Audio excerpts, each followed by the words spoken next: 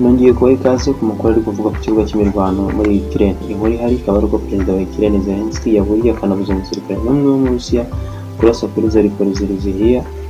Uru rero rukaba ari uruganda rw'ibisasu bya kirimbuzi muri Ukraine. Nongeye kubaha ikaze kandi mbibutsa ko yari Mr. Image.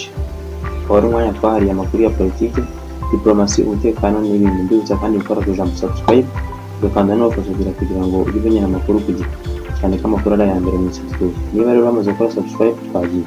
Inkuru dukesha BBC yanditswe na Matt Muri yanditse ko Perezida wa Ukraine Volodymyr Zelensky yaburiye akanabuza umusirikare n'umwe wo mu Rusiya kurasa kuri Zaporizhzhia. Nakubwiye ko ari uruganda rwo muri Ukraine. Bakaba yabivuze mu ijoro ryo kuwa gatandatu avuga ko uza kubikora azahita aba igipimo cya Ukraine, azahita ahinduka imbeba Ukraine ikabipfusa.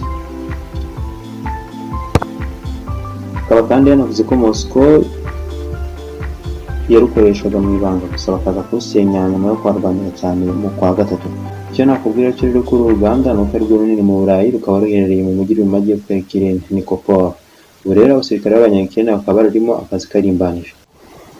Mu byo yavugiye muri Kiev, Perezida Volodymyr yavuze ko Uburusiya butajya burambirwa kandi buhora butera ubwoba Ukraine, bukanavuga amagambo ababaza. Ibi byose bakanabigaragariza mu kurasa inganda za Ukraine n'abasirikare baho bakakambika mu buryo bwo kurinda Nikopol n'undi mujyi byegeranye Marganets. Mu magambo ye ati, buri musirikare wese wo mu Rusiya uri bugerageze kurasa ku ruganda cyangwa ku butaka bubukikije agomba kumva ko agomba guta umuhigo mwiza ku batasi bacu, ku basirikare bacu ndetse n'igisirikare cyacu.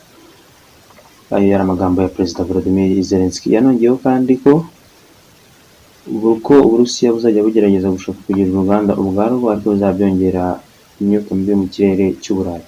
Abatasi b'abanya-Ukraine bateze umutego w'Uburusiya, bafata igifaru bagiparika ku nkengero z'umujyi, barangije bashushanya idarapo rya Ukraine.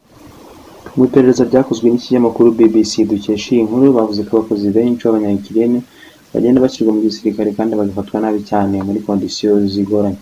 Kuwa kane, abahagarariye G7, agatsiko k'ibihugu 7 bikize ku isi, bategetse Putin n'Uburusiya kwikurekura uduce bafashe.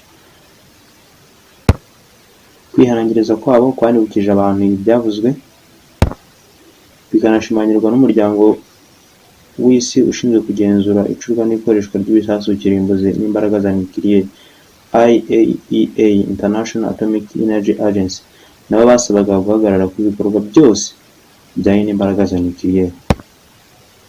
Antonio Guterres nawe yabakebuye abibutsa ko gukoresha imbaraga za nukiliye bishobora guteza ibiza, ariko Uburusiya bwa Putin bwo ntabwo bushobora nta nubwo bwiteguye kurekeraho.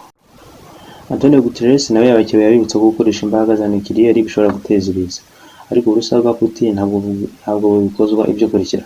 Vladimir Rokov, meya wa Moscow, yanditse telegram yandikira abari ku ruganda muri Ukraine. UN nayo ikaba yateguye inama y'akanama k'umutekano kugira ngo barebe uko bakemura iki kibazo. Iyi niyo nkuru yari kuvuga ku binyamakuru byinshi cyane, tukayacuka twayikuye kuri bbc.com. Ndabasezeye nanabashimira, nabasaba ko utamwazagaruka kuri Mr. NH. Bibutsa gukora subscribe no gusharinga naho kugira ngo igere ku nshuti zawe nyinshi, itihererane inkuru ngo uyimenye wenyine kandi hari n'abandi bantu bakeneye kuyimenya. BYE.